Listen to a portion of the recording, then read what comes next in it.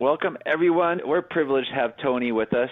He is a expert in helping you raise capital, prepare yourself for the raise, and help improve efficiency across your whole organization and increase the amount of profits you can get from a current sale you're having, from the current sales you have. And he's done this time and time for companies. He's prepared them. He has formulas and spreadsheets that can help you as a CEO and as a sales executive prepare your company to accelerate and raise those funds to get it to the next level of growth. And he's taken the time to be with us today. We're very appreciative for him to be here, answering questions, giving advice. And also, if you want to reach out to him directly, Tony is very willing to talk to you as well. And very privileged to have here. Tony, thank you for being here.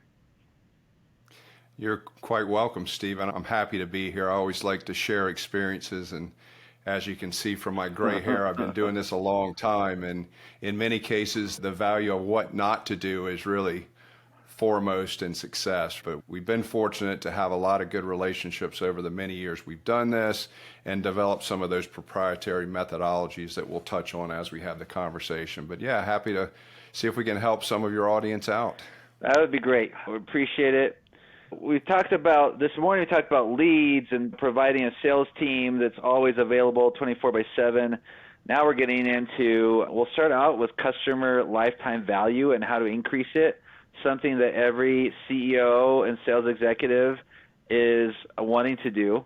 So Tony, can you share your top strategies for enhancing the lifetime value of a customer without necessarily increasing the number of sales transactions? Yeah, that's everything we think about is how do we simplify the process, right?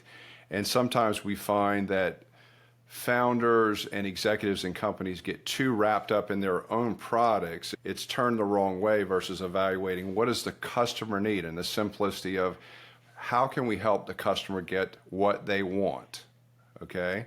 Is it more of the same products, services, or is it additional products and services that help them get what they want? That's the simplicity of it. Yeah, that is very simple. And in that simplicity, how do you help them realize that? Because as a CEO is listening and the sales reps listening, it's sometimes hard to simplify that equation. But what have you found to make it simple? Yeah, so I'm a big proponent of SWOT analysis. Yeah. Okay, and most people are familiar with the traditional strengths, weaknesses, opportunities, threats. But because of what we do in helping companies raise capital as the core focus in our business, it's so vitally important that they've got all their ducks in a row. So the simplicity of doing that SWOT analysis in the business, focusing on those opportunities, and we say the W's are not weaknesses, but what's missing. So you've got an opportunity, what's missing to get to that point to take advantage of the opportunity. Okay, so identifying that opportunity. Now, how important is technology? What kind of role does that play when you're trying to increase customer lifetime value without increasing the number of sales transactions? I'll keep referencing back to helping companies raise capital, because if you're attractive to capital markets, you've got your act together. That's the simplicity of it. So if we build a machine around that concept, whether we're raising capital or not, we're going to have an efficient machine. And we focus on 5 M's, which are management, market, mechanism, moat, and money. Okay? So in those simple 5 pillars, you're pulling apart what's the market evaluative and how do you leverage technology? Something as simple as everybody's hearing about Chat GPT these days. Use Chat GPT and put your question in. You'll be blown away about the results you get back that make you think if you're, in this instance, evaluating customer needs. What are the challenges, fill in the blank, customer needs to attain goal? Yeah. And that technology will give you ideas. And now you're brainstorming and you're distilling down, but also you're going to get feedback from your customers. Can you do surveys and some of those automated type processes? So that's a way to leverage technology, but don't go off in the weeds with it. I love it. I love it. I use ChatGPT all the time, and it's a great sounding board, but it doesn't only listen, it tells you what you need to do in a very smart way. Right. And that's very impressive. Now, can you give me an example of a success story where focusing on customer utility significantly increased the company's profitability? Yeah, so there's a client that we worked with for many years, and it's a very large financial publishing company here in Baltimore. And one of the things that they are really good at and that we help them leverage is multi-channel approaches. So when they acquire a customer, they've got the metrics and know how to acquire that customer, and they know the value, the cost of acquisition, but then they build out how do we leverage more opportunity to give that customer what they want. And again, it's more products, it's synergistic products. Now they have the advantage of being a really big company and having, if you will, internal strategic partnerships, okay, that they can offer their products to other groups that may be similar.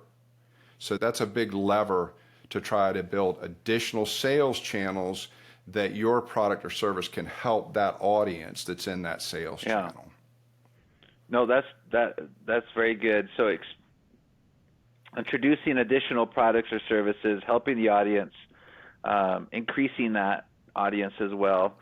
What are some common mistakes that companies are making when trying to increase their customer value, lifetime value? Yeah, I touched on it a little bit, but it's inward facing, company centric versus audience or market facing. What do they need? So software development as an example. So the software engineers are so focused on their widgets that they're not thinking about, is this going to be of value to our clients? They just think it's cool to build this really neat thing, but what does it do? Why are we doing this? Yeah. So they're thinking about their feature, not about the customer itself. Have you seen other Correct. mistakes that people make as well on your process? That's really the big one. Again, if everything is driven by the needs of the client and how to get them what they want, that's the psychology. That's when we talk about our cap raising efforts, we combine psychology with technology.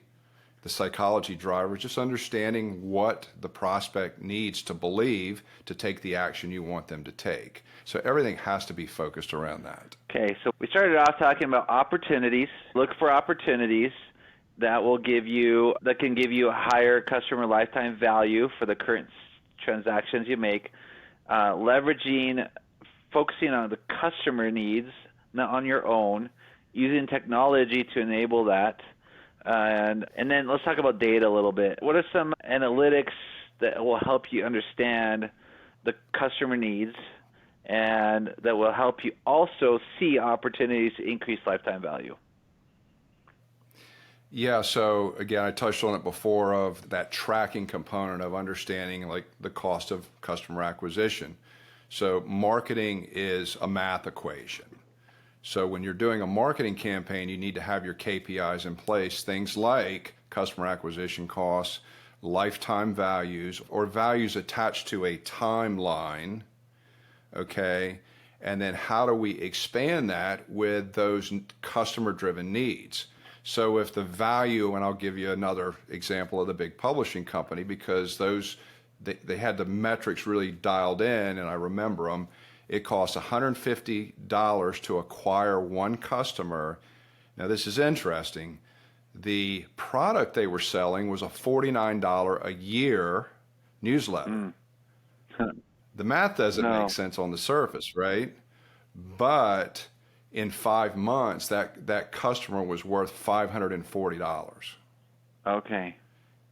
And they acquire millions of customers, and that's why they're a $2 billion company. So it's a math equation. So if you had to summarize it, because you just did it, but I just want to summarize it again. For those who are saying, okay, Steve, you asked several questions to Tony. What do I need to do to increase my customer lifetime value without necessarily increasing number of sales transactions, right? Secret sauce, Tony, what would it be? Short sentence, what would you suggest they do? So it is simple, but there's more Yeah, to it. But if you're talking about customer value, so we're talking top line, it's truly that more of the same. And also, what else can we provide that gives the customer what they need, what they want more specifically? provide more of what they want at a greater cost, I guess, a greater price. I'll use a simple example of an e-com Yeah, business that is doing really good selling a product. If the customer likes the product, why not offer them more at a discount?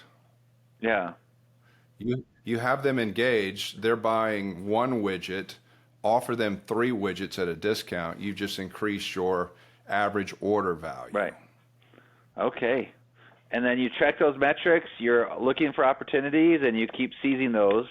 And investors love you for Yeah. that, right? They're like, okay, you're numbers driven and you're tightening up your business opportunity. So you'll hear me say, identify the holes in the bucket. Yeah, You can't identify the holes in the bucket unless you're doing those SWOT analysis and you have data to work off of. It doesn't have to be crazy, right? You don't have to hire a data scientist, but it's pretty straightforward. Follow the right data. I love it. Follow the right data. Now, talking about data and the holes in the bucket, moving on to a second potential hole in the bucket, which is expense reduction, right? What are some techniques that companies can use to reduce their expenses? What's your number one tip for businesses looking to cut costs without sacrificing quality or performance? I'm going to do a 1 and a 1A. Okay. One is hopefully they have good P&L statements, Yeah, accurate, up to date, broken down correctly that applies to the key metrics of the business. So that's number one, that should be in place. So that has to be a given, but unfortunately they're not always structured that way. But when you have an accurate P&L, the simplicity of when we start pulling a company apart, one of the first financial exercises we do, we call it a 5-5-5 audit.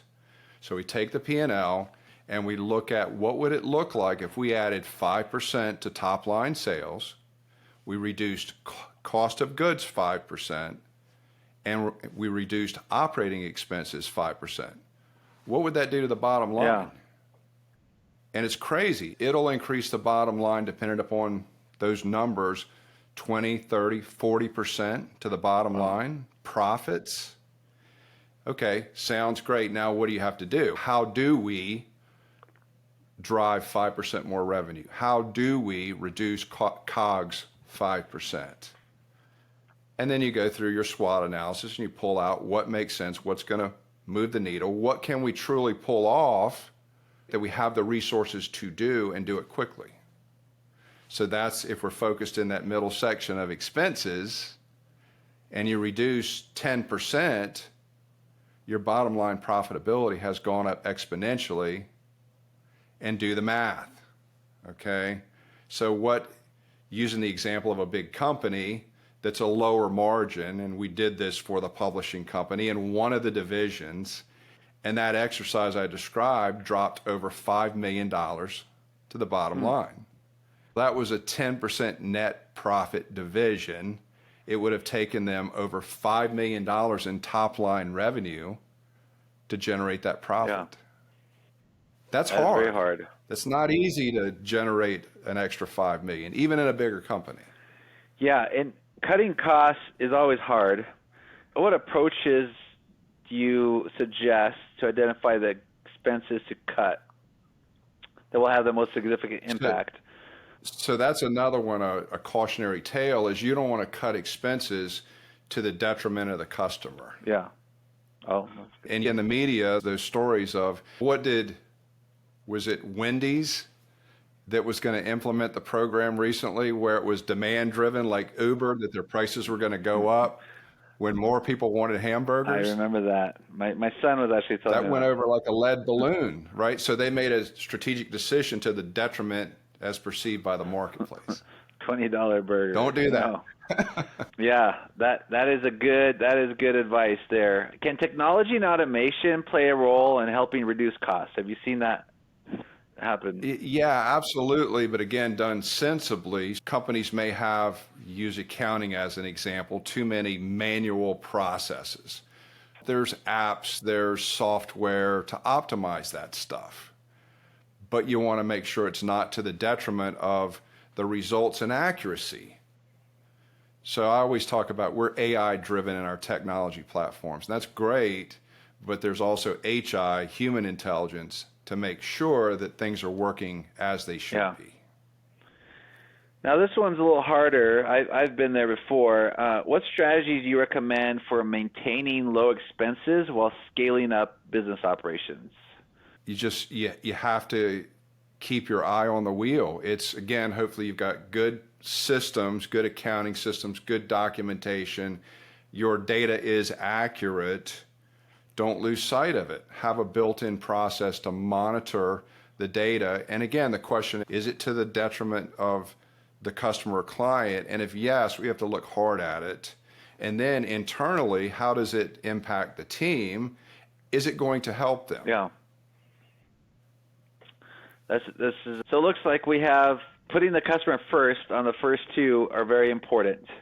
And then leveraging technology where you can and identifying opportunities and continuously looking for those opportunities. It's a mindset that you find that when you're talking to your founders and CEOs, it's a mindset that you're trying to educate them on to a frugality. And well, yes, but it's the simplicity of, does it make sense? Do we need this? Does this move the needle? You're always asking those internal questions. That's why the SWOT analysis should become so instinctual. Yeah. Everybody thinks SWOT analysis, you do that when you start a company or your annual planning. It should be ingrained in process for everybody. Yeah. And I'll pause here a second. What's the best way you found to work with the founders and CEOs of companies as they're going through these first two? And we have other things we're going to talk about too. But have you acted more like an advisor with them or hands dirty?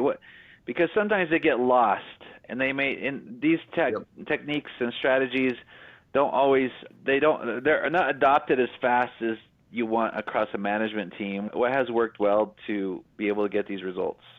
Having the systems and process already built. Yeah. So one example of the evaluative of the way that the first thing that we do to go in is we call it the business casino scaling blueprint. Why a casino? Who wins the game? You pulling the slot machine or the casino owner? So how do we control as much of the market that we can where we're stacking the odds in our favor? And it's a systematic process. So the document and the templates are built out, very detailed SWOT analysis, financial evaluatives, and then, so we think in 3Ds, diagnose, design, deliver results. And you do that, it's an ongoing loop, a feedback loop. In our companies, we do it quarterly. So you go through the blueprint. The first iteration takes longer. Then quarterly you do it, and it's updates, and it's feedback from what worked and what didn't. What do we adjust? Yeah. But it's same, right? Same. I like that. Success is repeating process. And especially if you bring in a process to educate them, that makes things a lot easier. So that makes a lot of sense. So let's jump into third optimization, optimizing business for profit growth. What key adjustments do you believe every business should make to optimize their operations for increased profitability? Which is a great question. Yes, and it goes back to everything we've been touching on so far of that ongoing evaluative SWOT analysis, okay? And you're gonna find the holes in the bucket, the weak spots. Why are we having trouble in this specific area? What's the impact on the business? And should we do it now or later? Yeah. There are certain things operationally that you identify, man, we got to fix this now. It's hindering sales conversion. It's hindering profitability, customer satisfaction. There may be things you say, wow, we've got a kink in the armor, so to speak. It's something we got to deal with, but maybe we can do it later on. There's higher priority things to deal with. Now, let's talk a little bit organizational and the dynamics of people. How does organizational structure impact the business ability to optimize for growth? Have you found that some are better than others, and what do you recommend? How do you recommend people structure their organization? Yes, think in terms of process accountability, the processes you deploy on, who's responsible, how are they tracked and monitored for success, function accountability, what actually gets done, and again, tying it to outcomes, results, okay? So every team member should be attached to the P&L. They're responsible for fill in the blank and attached to that in the P&L and balance sheets of the business. Almost nobody does that. No, they like the artsy way of doing things more. Yes, good luck with that when there's a fatal structural flaw in the business. How do you identify it? So that's why it's so important to have this all built. And once you do it, then it's just maintenance. It's just using the systems you've built. Which is very interesting, and I've been there in organizations where they've spent a lot of money and time to try to put that in place, but it was years and they never moved it. So why? Well, from your experience looking at that and saying, wow, you talk about it, you try to move it, you create a massive amount of PowerPoints on it, and you can't move the needle. It does nothing work. That you can't get that process rigidity. Why? Tony, why does that happen? So number one, they probably paid way too much for the consulting services that created the mousetrap, right? Versus internal generation and lack of simplicity. Okay, so talking about KPIs, you don't need 52 KPIs, you need 3 or 4. Right. Nobody's going to monitor 52 KPIs, right? They'll look at a dashboard that's got 4 blocks on it and say, oh, this is where we need to adjust to today to get the results we're looking for. So it's too convoluted and complicated is why it doesn't work.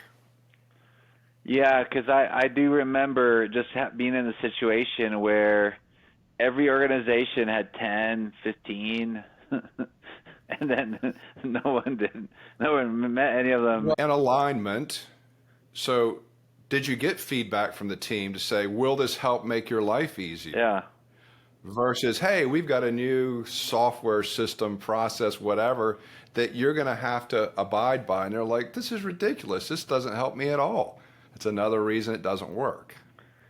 Lack of alignment. Okay, around alignment, how important is culture in achieving this operational efficiency? And any recommendations on what kind of culture should CEOs be forming to make sure that this happens?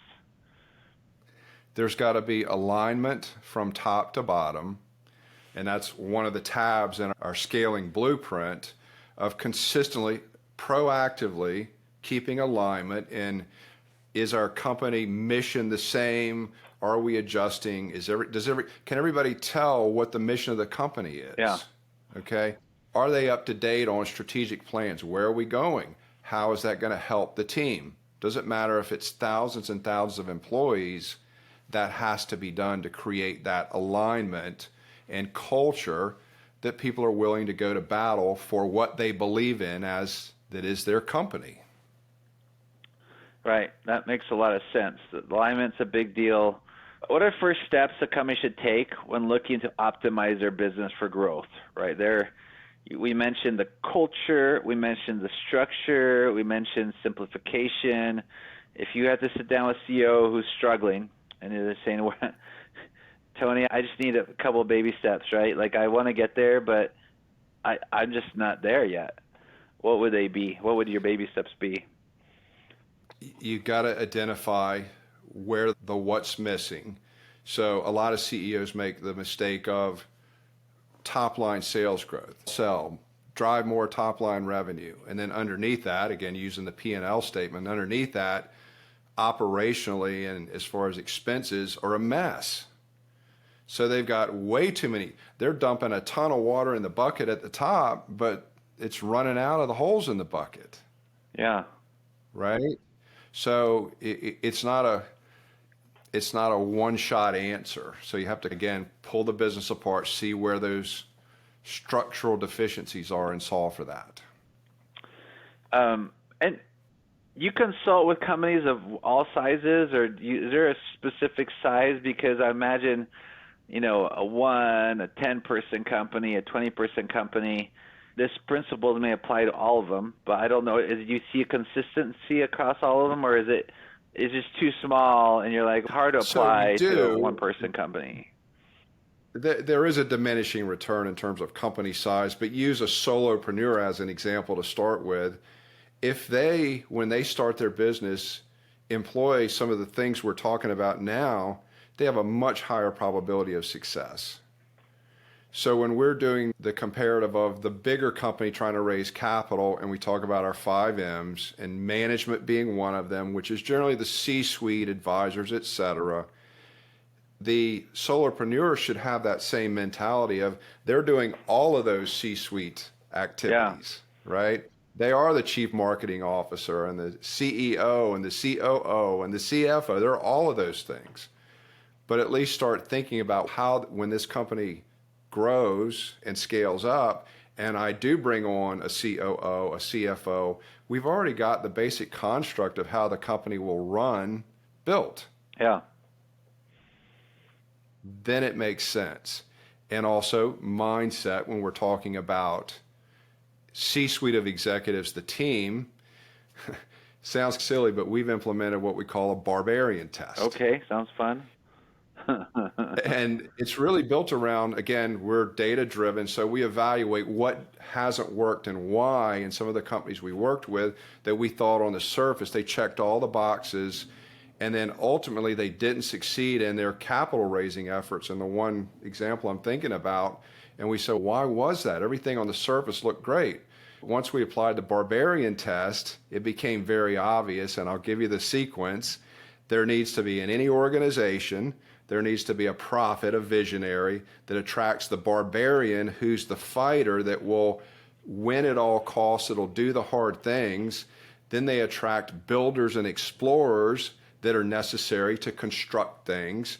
And then administrators come in play to keep the trains running on time. But that barbarian, that fighter, is so vitally important. And if that's not in the mix of the team, the mindset, it has a lower probability of success. And in that example I cited, the CEO had an aristocrat mentality, and that's when organizations devolve, too many aristocrats and bureaucrats. Yeah. So that fighter mentality, mindset needs to be pervasive through the team. And if so, it could be the lowest person on the totem pole, but if they're really step to the plate and relentless and do what has to be done, probability of success goes through the roof. That's a good point. I rail on that because that is so vitally important. And again, having seen it over and over, that's got to be the right mindset. And in the capital raising, we always joke about they bet on the jockey, not the horse. Mm-hmm. Yeah. Let's transition, and that's such a great thought. We can spend more time on that. But capital raising and attracting investors. What's your advice for businesses seeking to attract investors without having to increase their sales figures initially? Yep, they've got to have a clear, compelling story of where they are now and where they're going to get to with capitalization.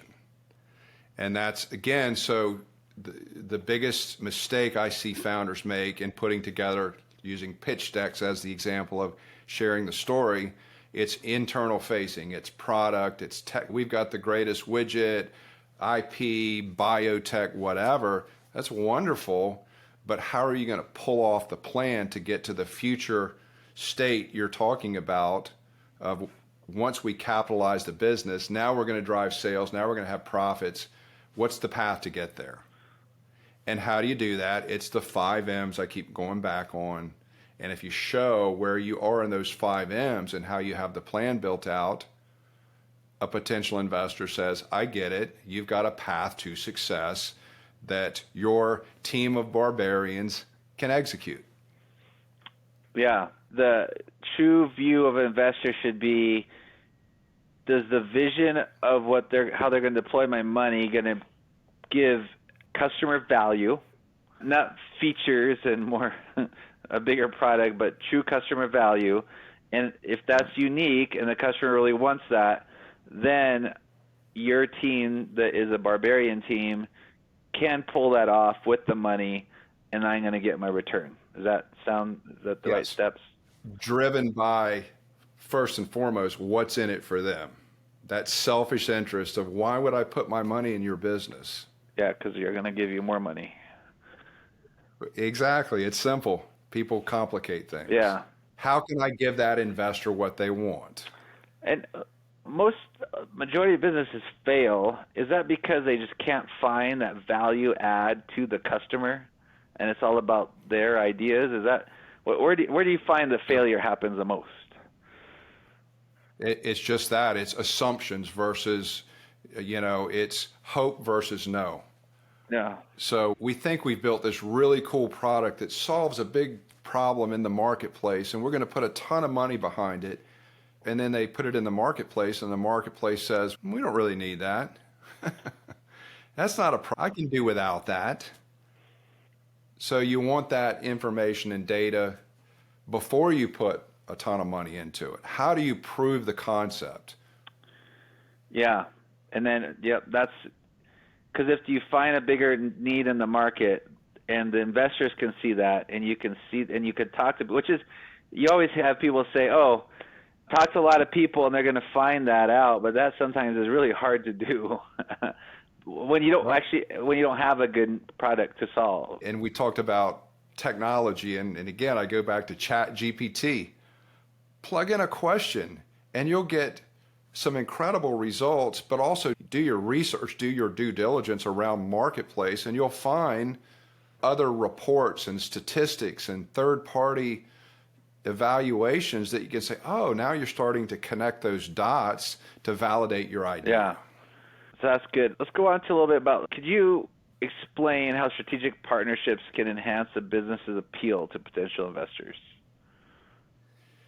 That ties into the third party, but it's third party validation. Yeah. So if you've got a product or service that resonates with a channel partner, a strategic JV partner, and they're going to go to their audience and say, hey, we've got something that we think you will be interested in that will help you, it's third party validation. Okay, that makes a lot of sense. And then what financial metrics should companies focus on improving to attract investments? What's in it for the investor? What are their KPIs? Internal rates of return, returns on investment, risk analysis. So it's not internal driven, it's not our numbers, it's their numbers. Yeah. Do those KPIs give them what they want around their investment thesis?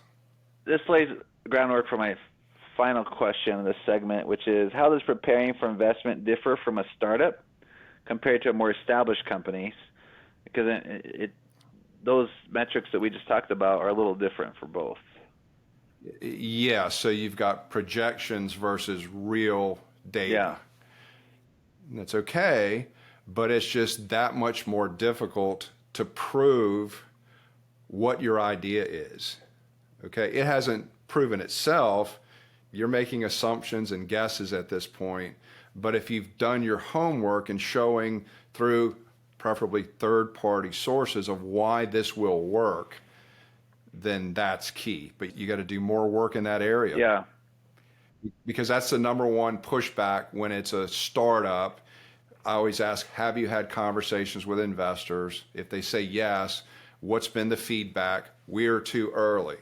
What does that mean? Tell me specifically why you're too early. And if they fill in the blanks, then that's what you've got to work around to give a comfort level that, oh, that makes sense. We're big boys and girls. We're taking a risk here, but it's mitigated because the team of barbarians has a good plan and they've done their research to prove out, to increase the probability that this will work as planned. Makes a lot of sense. Now, I want to give you a little chance to talk about your audit. So you developed this unique audit to assess a company's readiness for funding. Can you elaborate a little bit more about the key components? What is included? What do you do for companies that approach you and request this? I could throw an example of that up on the screen if we can do that. There's an up button that says share. If you press that, and you can share your application, and that should work. Let's see. Okay, share.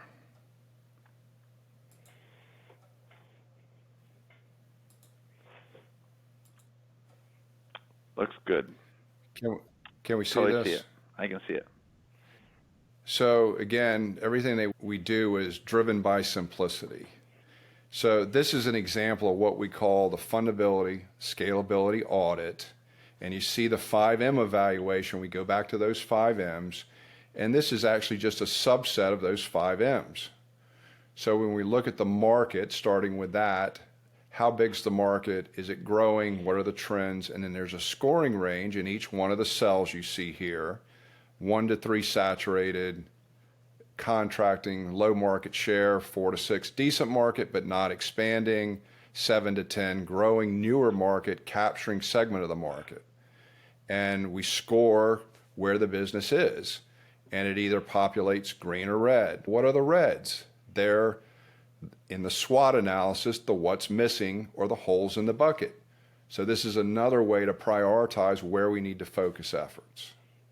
So as we go through this, it just breaks down the problem or need in the market, what's the solution that we're offering, the evaluative of our team, the barbarian test, is there traction, what's the revenue model, is it recurring or static, what's the length of the sales cycle, the marketing plan, how is that laid out, branding strategies, paid media, what channels, the sales plan, is it optimized, internal, external, etc., financial management strategies, moat IP strategies, threat mitigation, operations drill down, what are we doing, what can we improve, is there an acquisition plan for more assets that can help scale the business, alignment in purpose, we touched on that, that's vitally important. Fundraising, exit assets, what do we have in terms of marketing collateral, decks, data rooms, etc. And is there, in the iteration of raising capital, a lead gen system, an investor relations process? So that's how we go through this evaluative of this fundability audit. That looks great. This is fabulous what you have there. We really appreciate the time that you've taken to show this, to talk through the points, to help provide principles that can govern companies to make more money without increasing sales, ability to be able to cut costs, be able to raise funds. Is there any lasting words you want to leave with the audience before we end? Yeah, again, I appreciate you having me here, and it's always fun to share experiences that can help founders, executives not make mistakes I see other people making to optimize process and de-stress what they do. Yeah. Right?